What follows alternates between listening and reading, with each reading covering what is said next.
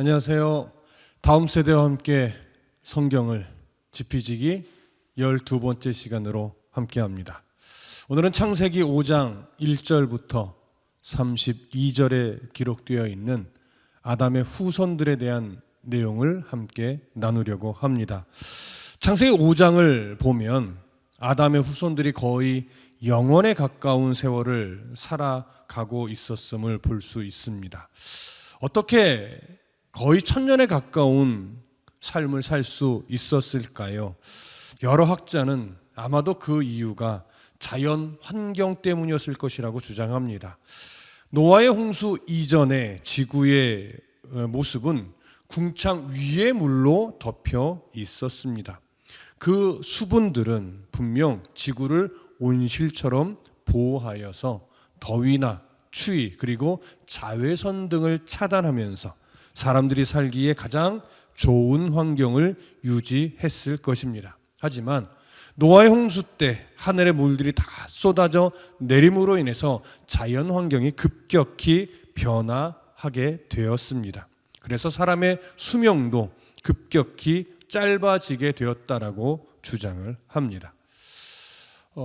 저는 이 주장도 동의를 합니다. 그러나 그와 함께 더 근본적인 이유는 사람을 보호하시고 사랑하시는 하나님과의 관계가 죄 때문에 단절되었기 때문이라고 말할 수 있을 것입니다.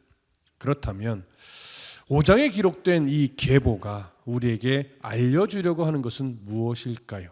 오늘은 바로 그 부분을 살펴보려고 합니다. 창세기 5장 1절부터 3절에 보면 이렇게 기록되어 있습니다. 이것은 아담의 계보를 적은 책이니라. 하나님이 사람을 창조하실 때에 하나님의 모양대로 지으시되 남자와 여자를 창조하셨고 그들이 창조되던 날에 하나님이 그들에게 복을 주시고 그들의 이름을 사람이라 일컬으셨더라. 아담은 130세에 자기의 모양 곧 자기의 형상과 같은 아들을 낳아 이름을 셋이라 하였고. 이 구절에는 아주 흥미로운 표현이 나옵니다. 바로 하나님이 사람을 창조하실 때에 하나님의 형상대로 만드셨다는 표현입니다.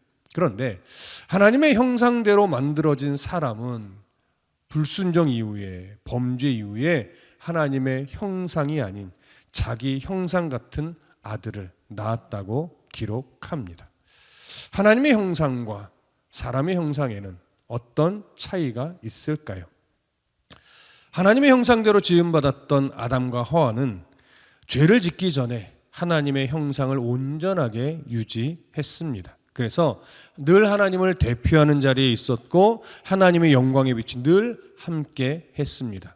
에덴 동산에서 행복한 삶을 살 수 있었죠. 하나님을 두려워하지 않고 친밀한 교제를 나눌 수 있었습니다. 그런데 아담과 하와는 죄를 지은 다음에 하나님의 형상을 잃어버렸습니다. 그래서 자신의 형상으로 살아야만 했지요. 아담과 하와는 더 이상 하나님을 대표하지 않았습니다. 하나님의 영광의 빛도 사라졌습니다. 에덴에서도 살 수 없게 되었죠. 그리고 하나님과 가까이 하지 못했습니다. 오히려 하나님을 두려워하는 자들이 되었습니다. 아담과 하와의 후손들은 모두 이런 아담과 하와의 형상으로 태어납니다. 바로 이것이 사람이 스스로를 구원할 수 없는 이유입니다. 아담 이후에 태어나는 모든 사람은 다 파괴된 하나님의 형상입니다. 무엇이 파괴되었을까요? 스스로 하나님의 뜻을 깨닫고 거기에 순종할 수 있는 능력이 다 파괴되어 버린 겁니다. 사람의 형상의 가장 큰 결함이 뭐냐? 하나님의 법에 스스로의 능력으로 순종하지 못하는 것입니다. 아담 이후 태어난 사람들은 기질적으로 모두 하나님에게 순종할 수 없는 자들이에요.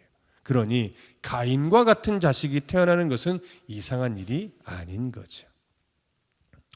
아담과 하와가 죄를 지은 다음에는 계속해서 죄인들이 태어났습니다.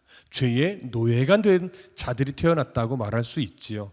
그리고 그 죄 때문에 아담 이후의 후손들은 1000살 가까이 살았지만 결국 1000살을 넘기는 자는 하나도 없었습니다. 그래서 죽었더라라는 표현을 계속하여 반복적으로 기록한 것은 아담 이후의 사람들이 영원히 살 수 있을 것 같았지만 결국은 영원히 살지 못하고 죽었다는 것을 보여주는 의미가 있어요. 모세는 왜 이런 죽음의 계보에 관심을 두었을까요? 하나님과 우리의 관계를 보여주고 있기 때문입니다. 창세기의 계보는 단순히 아담의 계보로 아담의 후손들이 거의 1000년에 가까운 삶을 살았다는 그런 놀라움을 보여주는 기록이 아닙니다. 모세는 아담의 계보를 언급하면서 하나님이 아담을 하나님의 형상대로 만들었다는 것과 하나님과 사람의 관계가 어떠했는지를 기록했습니다. 따라서 아담의 계보를 말하지만 그보다 앞서서 하나님이 인류 전체의 선조가 되셨음을 말하는 것입니다. 누가가 기록한 그 복음서의 계보에서도 보면 사람의 선조가 하나님이심을 말하고 있는데요. 누가복음 3장 23절부터 38절에 그런 내용이 기록되어 있습니다. 23절부터 보시면 예수께서 가르치심을 시작하실 때에 30세쯤 되니라. 사람들이 아는 대로 요셉의 아들이니 요셉 위는 헬리요, 그 위는 맏다시요, 그 위는 레위요, 그 위는 멜기요, 그 위는 안나요, 그 위는 요셉이요. 중간 생략하고 38절을 보면 그 위는 에노스요, 그 위는 셋이요, 그 위는 아담이요, 그 위는 하나님이시니라. 이렇게 되어 있습니다. 아담 위에 하나님이 계심을 명확하게 기록했죠. 그 하나님이 우리의 선조라고 했습니다.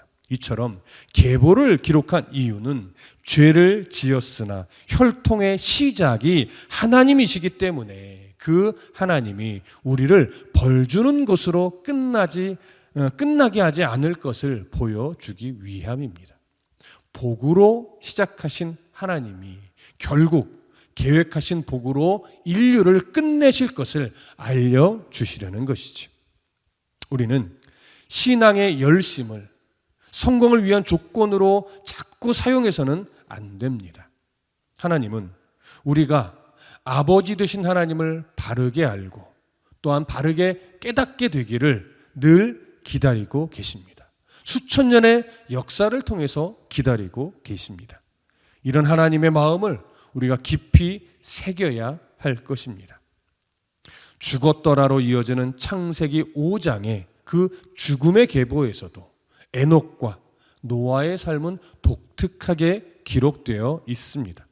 에녹은 죽음을 보지 않고 하나님의 나라로 갔습니다. 노아는 모든 사람이 심판으로 죽을 때에 방주를 지어서 살았습니다.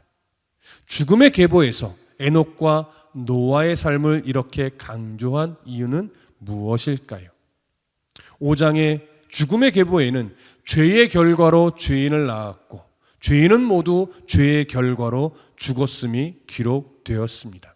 그런데 죄인인 에녹과 노아는 믿음이 특별해서 하나님 앞에 은혜를 입었을까요?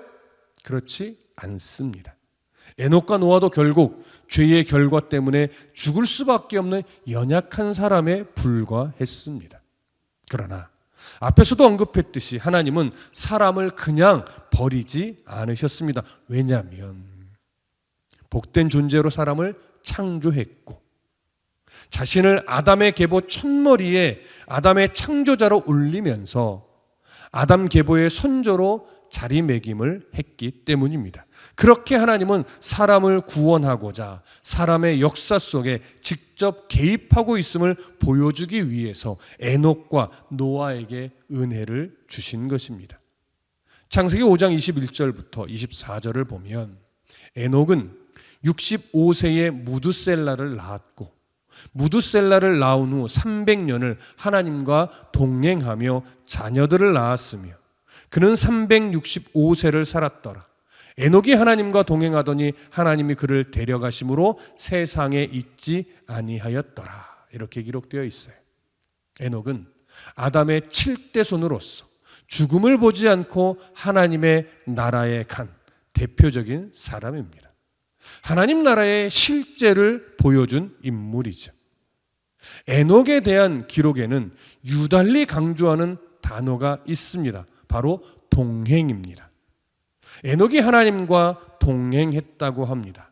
그런데 에녹은 무두셀라를 낳은 후부터 하나님과 동행했다고 기록되어 있으며, 이는 65세 이전에는 하나님과 동행하는 삶이 아니었음을 의미하는 표현입니다. 어떤 이유로 인해 에녹의 삶이 바뀐 것일까요? 구약 시대에 하나님의 백성들의 이름에는 신적 계시와 사명이 담겨 있는 경우가 참 많았습니다. 에녹이라는 이름의 뜻은 전파하다, 가르치다입니다. 그리고 그의 아들 무두셀라라는 이름의 뜻은 죽는다, 보낸다라는 의미입니다. 노아 때에, 그러니까 홍수 이전의 사람들은 자기 소견에 오른 대로 그저 시집가고 장가가는 일에만 목적을 두고 하나님과 상관없는 삶을 살았습니다. 에녹도 별반 다르지 않았을 것입니다. 그런 에녹이 무두셀라를 낳고부터 변한 것으로 여겨집니다. 아들의 이름에서 알 수 있듯이 하나님은 에녹에게 무두셀라라는 이름을 계시로 주신 것 같습니다. 무두셀라는 결국 죽는다, 보낸다라는 의미로서 곧 있을 심판을 상징합니다. 이렇게 하나님은 하나님의 뜻을 에녹에게 가르쳐 주신 것으로 여겨져요. 그래서 에녹은 평생 심판을 예고하며 하나님과 동행했을 것으로 여겨집니다. 에녹은 사람의 인생이 이 땅에서의 삶으로 끝나는 것이 아님을, 하나님 없이 사는 인류의 심판이 있을 것임을 전파하며 살았던 것이죠. 그래서 하나님께 돌아오라, 하나님을 예배하고 하나님 뜻 안에서 사는 삶을 살아야 한다, 이렇게 외쳤을 것입니다. 에녹은 그렇게 300년 동안 하나님과 동행하며 살았다고 합니다. 이 예언은 무두셀라가 죽던 그 해에 정확하게 이루어졌습니다. 하나님은 무두셀라의 나이 969세 때, 노아의 나이는 600세에 홍수로 하나님 없이 살던 이 땅을 심판했습니다.